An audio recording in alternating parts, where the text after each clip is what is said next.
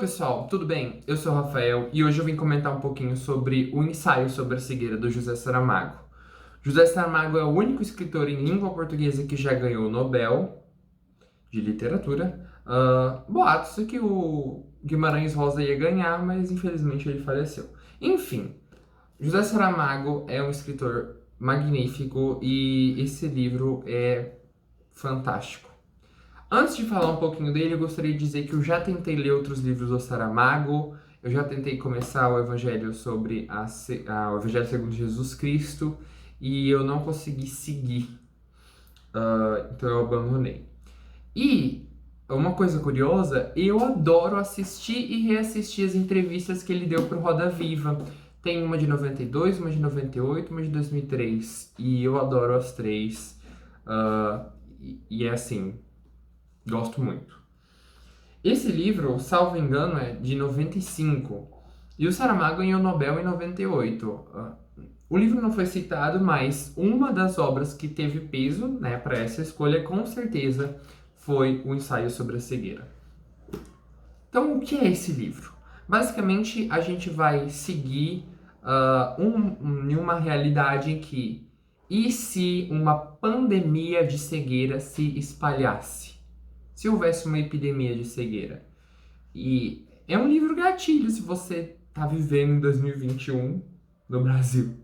Mas, enfim.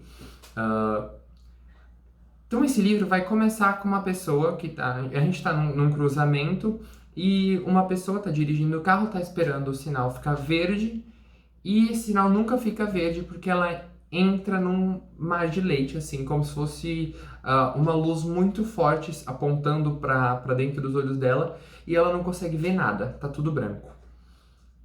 Essa pessoa começa a gritar desesperada: estou cego, estou cego. E dali já surge o primeiro plot da narrativa, né? O primeiro motor dessa narrativa, que é uma pessoa vai acompanhar esse homem, vai dirigir o carro desse homem até a casa dele. Esse homem então vai ficar em casa esperando a mulher. Quando a mulher chega, ele fala para ela que estou cego, e aí essa mulher leva o marido para o consultório de um oftalmologista. O oftalmologista olha esse homem de todas as formas possíveis e ele fala: você tá cego, você tá aí se estabanando como cego, você não consegue andar. Fisicamente, não tem nenhum problema com o seu cristalino, com a sua córnea, com a sua íris, com a sua retina, com o seu nervo óptico. Não tem problema nenhum. Faz assim, volta amanhã, que eu vou tentar ligar para Deus e o mundo aqui e tentar achar uma resposta para você. E amanhã a gente manda fazer um monte de exame. Ok? Ok. Esse homem vai embora e durante a noite o próprio médico fica cego.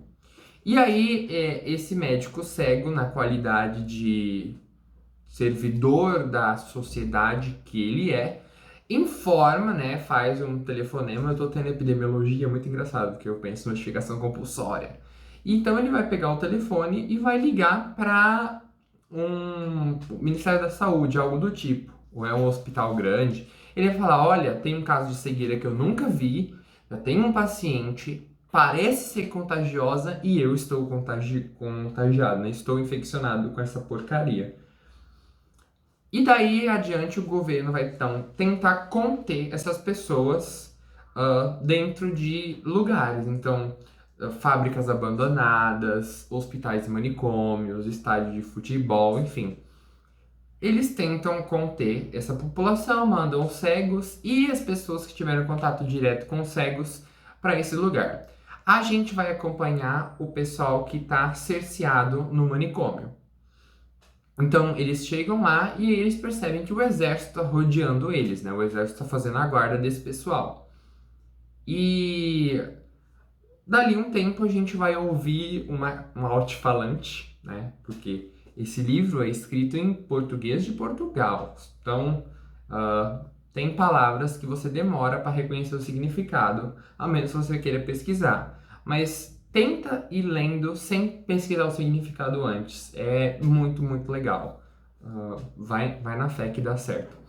Então o alto-falante toca e a gente vai ouvir 15 mandamentos que vão do tipo: o governo se solidariza com vocês, tentem ter uma boa convivência. Nós iremos colocar comida para vocês 3 vezes ao dia, tudo bem? Vocês não precisam se preocupar. Outra regra é vocês terem que queimar todos os restos de comida e embalagens. A gente não vai ajudar vocês em nada. Se vocês atearem fogo no local, o problema é de vocês. Se vocês precisarem de ajuda médica, o problema é de vocês. E no fim, eles dizem boa noite.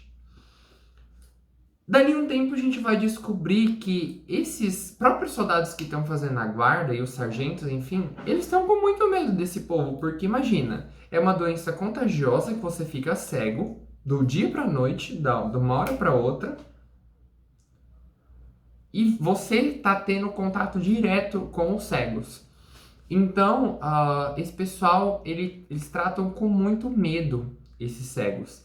E aí, a qualquer movimento brusco, eles fuzilam mesmo, né? Os cegos morrem. Então, no primeiro momento, a gente vai ter uma divisão de que os pacientes da ala da direita vão ser realmente os pacientes, né? Os cegos.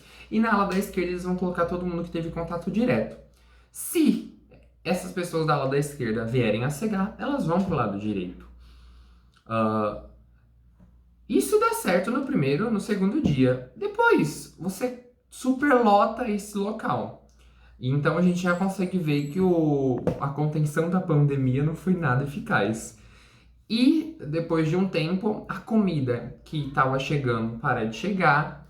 Essas pessoas, esses cegos, começam a tentar tirar vantagens uns dos outros. Então a gente vai ter a formação de milícia, a gente vai ter a formação de um grupo armado que vai espoliar todo mundo que está naquele ambiente de cegueira coletiva. E a partir de um determinado momento, esse grupo vai começar a espoliar, inclusive, vai utilizar, né, vai obrigar as mulheres a servirem eles. E essa parte é muito pesada, não recomendo você ler se você não tiver maturidade para ler esse tipo de assunto.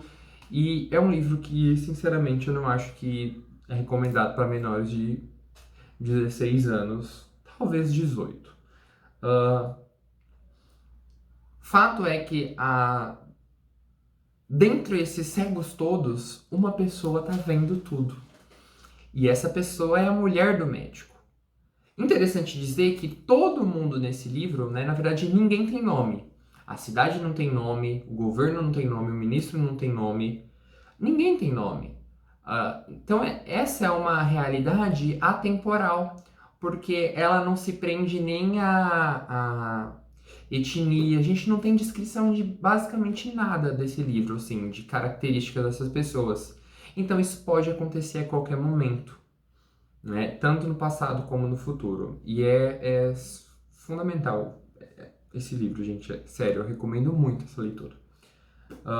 Fato é que depois de um tempo, essa mulher que está cega, que enxerga, perdão, e que a priori a gente consegue identificar isso como uma dádiva, que bom, ela está enxergando dentre os cegos. Isso começa a ser um pesadelo para ela, porque esses cegos, eles estão vivendo como animais. Então eles cagam a torta direita no meio do nada, eles vivem na imundície. Eles não têm uma organização social para tentar, não mantém a boa ordem, aí falta um síndico, não mantém a boa ordem social, eles vivem na imundície, na miséria, enfim, e eles começam depois de um tempo a fazer relações entre eles e é um mundo assim tenebroso, e ela é a única pessoa que tem olhos. Sabe também quem tem olhos para ver essa situação toda? O narrador e você que tá lendo. E isso é pesado, porque a gente consegue acompanhar com os olhos dessa mulher e, inclusive, em alguns momentos a gente quer fechar os olhos para não ver o que está acontecendo nessa realidade. E isso é um ensaio, então, e se isso fosse realidade? O que impede isso de não ser realidade? A gente se pergunta. E é interessante também pensar que a gente vai ter, na verdade, em vários momentos, na verdade, uma passagem do livro que é muito bacana, que é, por exemplo, por que foi que cegamos? Não sei, talvez um dia se chegue a conhecer a razão. Queres que te diga o que penso? Diz. Penso que não cegamos. Penso que estamos cegos. Cegos que veem. Cegos que vendo não veem. Então a gente vai lidar com a situação de: será que o que a gente está vendo precisava ser exaltado na cegueira? Talvez não. Talvez não. Depois de um determinado tempo, a gente vê que a comida não chega mais e a gente percebe que o mundo virou um grande apocalipse e, na verdade, todo mundo cegou.